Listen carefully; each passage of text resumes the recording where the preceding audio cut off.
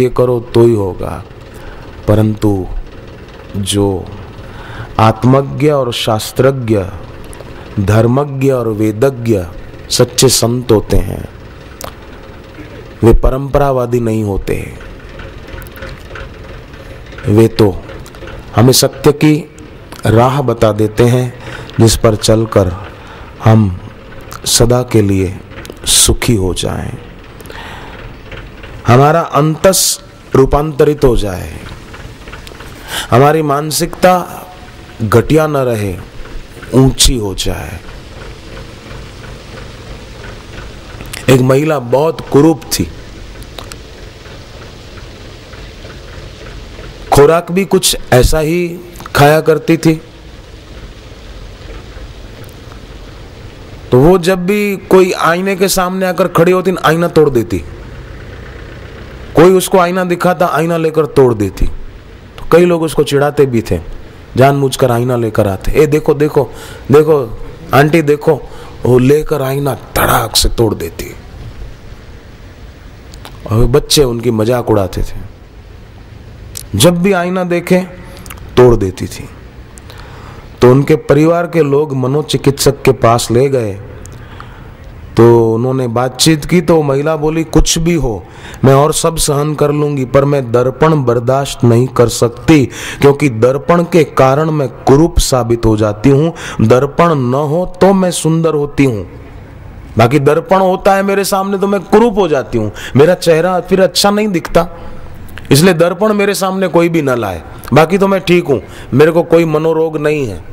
आप मेरे परिवार वालों को और पड़ोस वालों को बोल दो मेरे सामने कभी दर्पण न लाए, क्योंकि उससे मेरी कुरूपता बढ़ जाती है। अब आप बताओ, दर्पण को क्या लेना देना उस महिला से कि वो उसको कुरूप बना देगा? वो तो जड़ है आईना। दर्पण उस महिला को कुरूप सिद्ध नहीं करता, कुरूप बनाता नहीं है। दर्पण तो बता देता है कि आप ऐसे हो। तुम दर्पण को क्यों तोड़ते हो? अपने को ठीक करो ना। ऐसे ही कई लोग होते हैं, बोले मेरा मन ऐसा है, मेरा मन ऐसा है, मेरा मन जप में नहीं लगता, दोष मन पर मढ़ देते हैं। ये समझदारी नहीं है, अपने को ठीक करो ना, अपने को रूपांतरित करें। स्वयं को रूपांतरित सत्संग और सद्गुरु की वैदिक दीक्षा के द्वारा किया जा सकता है।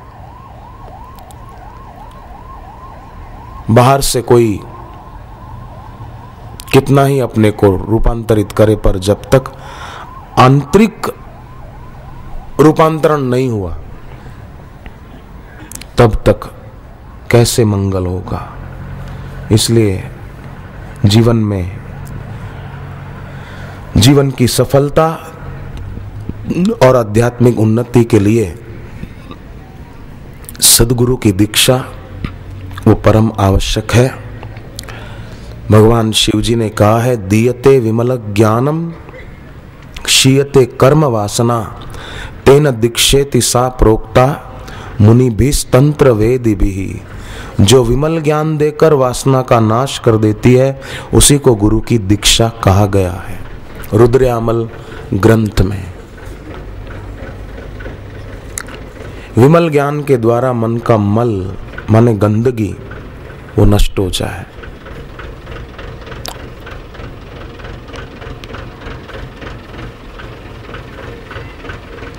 आपने कभी राह चलते देखा होगा, कोई कोई होते हैं ऐसे पागल बेचारे जो गंदे कपड़े पहने होते हैं और गंदी बोरी होती है उसमें गंदगी डालते रहते हैं, गंदी पॉलीथीन, कचरा, कुछ और गंदगी वो भरते रहते हैं।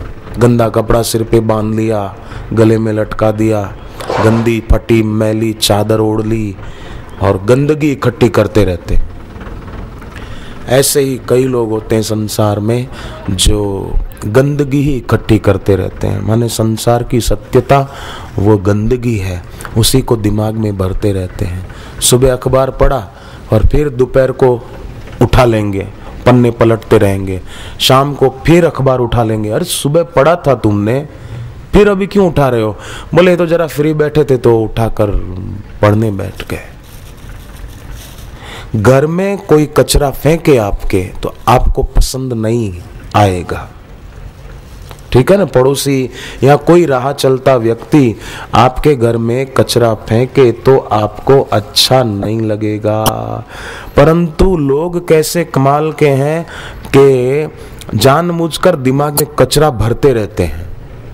घर में कोई कचरा फेंके तो नाराज हो जाएंगे, ए खबरदार मेरे घर में कचरा क्यों फेंका, पर तुम दिमाग में क्यों भर रहे हो? इधर उधर की मैगजीनें पढ़कर, इधर उधर की ज्यादा अखबारों की बातें पढ़कर, ठीक थोड़ा देख लिया बात अलग है, परंतु सारा एक एक अक्षर छान डालना, और उनमें होगा क्या?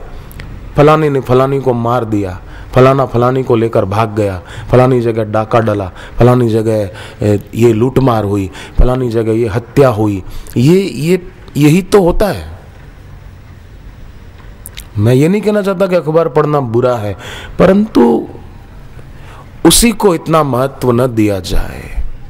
मौन को महत्व दिया जाए, शास्त्र पठन को महत्व दिया जाए, भगवत गीता, गुरु गीता, इन पवित्र ग्रंथों को महत्व दिया जाए, उनका पाठ किया जाए, स्वयं भी और दूसरों को भी कराया जाए, ताकि हमारा जीवन भी उन्नत हो और हमारे संपर्क में जो आए उसका जीवन भी उन्नत हो।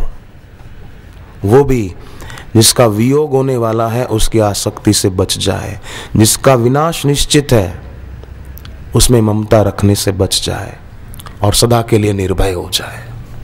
तो याद रहे, सदा निर्भय रहना चाहते हो और सदा सुखी रहना चाहते हो तो जो कुछ भी विनाशी है, परिवर्तनशील है, जिसे हम सदा साथ रख नहीं सकते, जो किसी भी समय हमसे छिन जाएगा, उसे अपना मानकर लोभी, मोही और अभिमानी मत बनना। भगवान ने पैसे को नरक का द्वार नहीं कहा है, भगवान ने लोभ को नरक का द्वार कहा है। त्रिविधम नरकस्येदम द्वारम नाशनमात्मनः। नरक का द्वार लोभ को कहा, पैसे को नहीं। पैसा कमाओ, मुझे नौकरी नहीं मिलती अच्छी तो शनिवार को और मंगलवार को पीपल के पेड़ में जल और दूध न मिले तो जल अर्पण करो मूल में, और 5-7 फेरे फिर के 11 बार श्री राम जय जय राम, श्री राम जय जय राम जप करें। रोज स्नान के बाद पूर्व या उत्तर की ओर मुंह करके तिलक करें। घर में ईशान कोण में तुलसी रखें। तुलसी का पत्ता अगर तोड़ें तो एक मंत्र बोलकर तोड़ें, ओम सुप्रभाय नमः, ओम सुभद्राय नमः, ओम सुप्रभाय नमः, ओम सुभद्राय नमः। ये मंत्र बोलते हुए तुलसी तोड़े। ऐसे ही जड़ होकर तुलसी का पत्ता तोड़ दिया नहीं।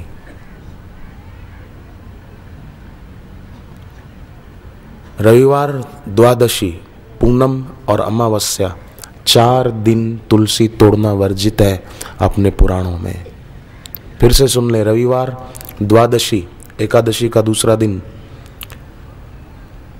सीता माता से अनजाने में द्वादशी के दिन तुलसी का पत्ता टूट गया था, उन्होंने तुरंत फिर से